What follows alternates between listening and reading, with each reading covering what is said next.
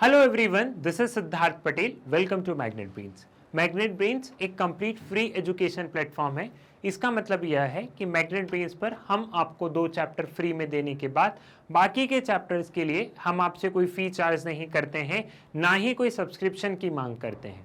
Magnet brains पर आपकी book का पहला चैप्टर से लेकर लास्ट चैप्टर तक ये तमाम चैप्टर आपको मैग्नेट ब्रेन्स पर मिलेंगे, वो भी बिल्कुल फ्री ऑफ कॉस्ट। अब हम लोग इस वीडियो में बेसिकली पढ़ेंगे हार्म प्रिंसिपल के बारे में। फ्रीडम के बारे में बहुत ज़्यादा पढ़ लिया, कॉन्स्ट्रेंट के बारे में पढ़ लिया कि सर कुछ रुकावटें क्यों ज़रूरी है, कई बार कुछ पाबंदियां क्यों ज़रूरी है।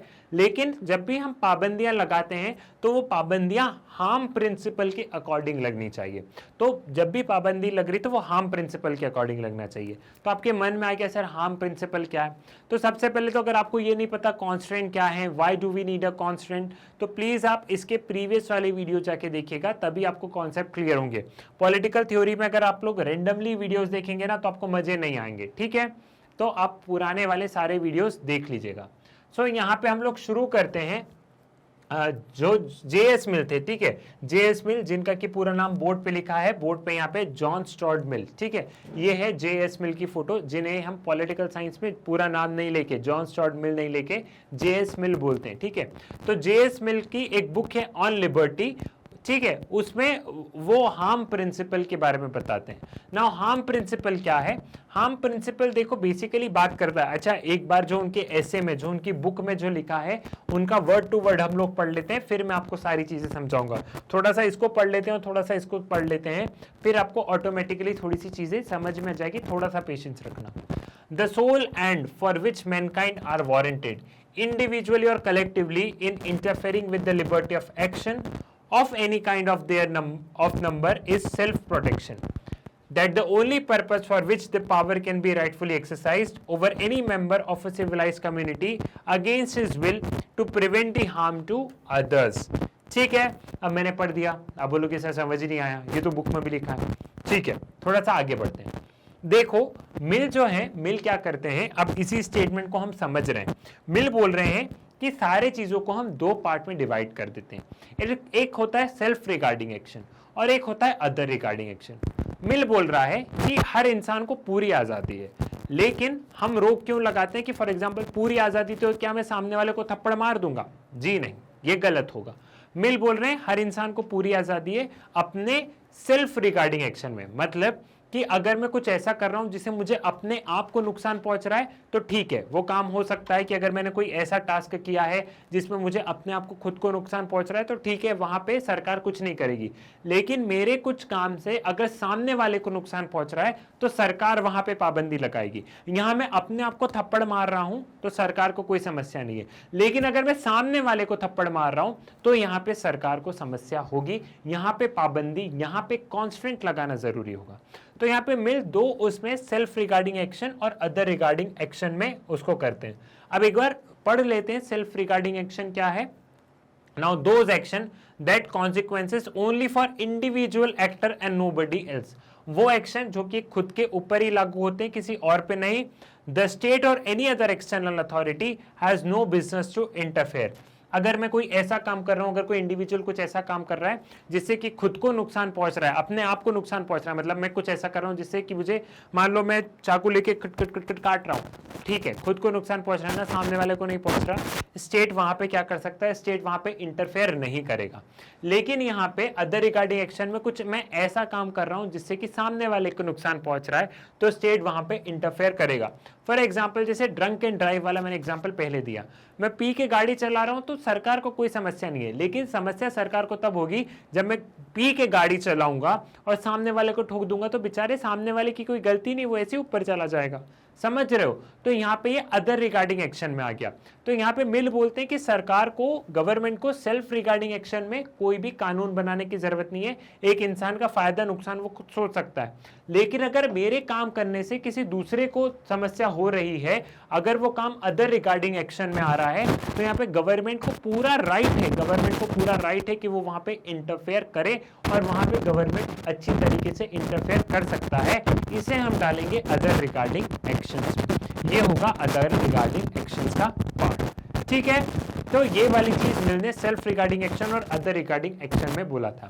एक बार अब हम इसे फिर से पढ़ते हैं, थोड़ा सा और डिकोड करते हैं, इसका 50 to 60% अब आपको समझ में आएगा। अब अगर हम इसे फिर से पढ़ेंगे तो जेएस मिल क्या बोल रहे हैं, the sole end for which mankind are warranted individually or collectively in interfering with the liberty of action of any of their number is self-protection. That is the only purpose for which power can be rightfully exercised over any member of civilized community against his will to prevent harms to other. यहाँ पे क्या बताया गया है कि तभी रोका जाएगा जब कोई इंसान किसी दूसरे इंसान को नुकसान पहुंचा रहा है, हार्म टू अदर, तभी उस इंसान को रोका जाएगा। दैट इज यहाँ पे अदर रिगार्डिंग एक्शन में ही उसे रोका जाएगा। क्लियर है? ठीक है, आगे बढ़ते हैं। Freedom is at core of human, freedom is at core of human society. जो मिल है वो फ्रीडम के, right to freedom of speech and expression के बहुत बड़े प्रोपोनेंट है। मिल फ्रीडम को लेके बहुत ज़्यादा फेमस है। अगर आप लोग पॉलिटिकल साइंस में ऑनर्स वगैरह करेंगे तो आप लोग मिल का फ्रीडम का कॉन्सेप्ट पढ़ेंगे, और जो फ्रीडम है वो मिल का एकदम कोर है, एकदम कोर वाली चीज़ मिल ने बताई है। It should be constant in special circumstances. Mill बोलते हैं कि इंसान को एकदम फ्री कर देना चाहिए, फ्रीडम पे तभी रोक लगानी चाहिए जब कोई बहुत स्पेशल सर्कमस्टेंसेज हो तो ही, बाकी इंसान को छोड़ दो, इंसान को जो करना है उसे वो करने दो। क्लियर है? Harm cause must be serious. यहाँ पे ऐसा है कि जो हार्म है वो सीरियस हो तो ही उस पर सरकार कानून बनाए। Constraining action by force of law should only happen when other regarding action cause a serious harm to definite individual. Otherwise, society may bear the inconceivable in the spirit of protecting the freedom.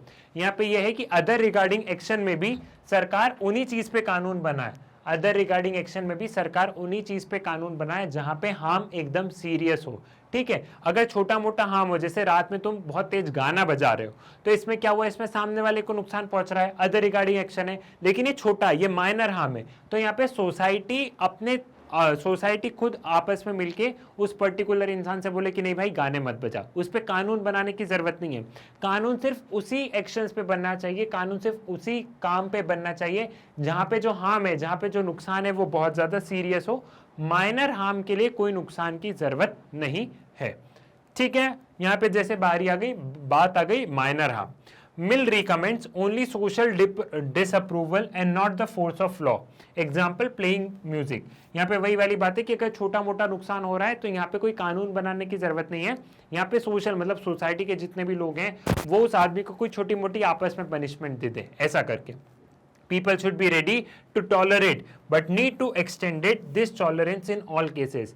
साथ ही साथ अगर आपको freedom को enjoy करना है तो आपको tolerate होना पड़ेगा। टॉलरेट इन द सेंस सामने वाले के पॉइंट ऑफ व्यू को मुझे सुनना होगा, मेरे वाले को उसको सुनना होगा।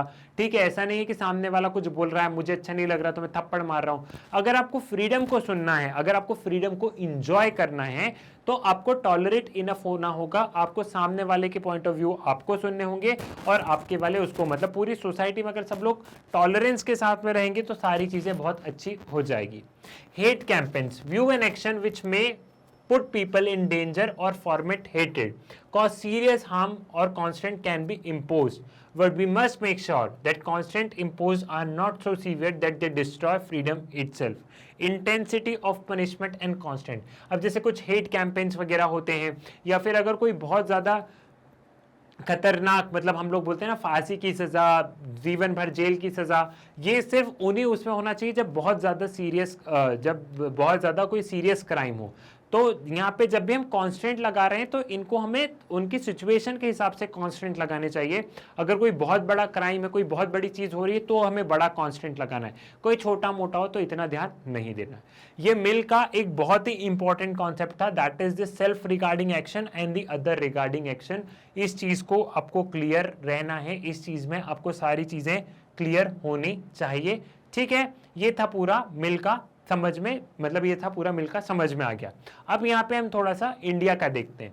Now in the constitutional discussion in India, reasonable restriction, the restrictions which are capable of being defended by reason, not excessive, not out of population to the action being restricted, impinge on the ground condition of freedom in society and it is detrimental to the freedom.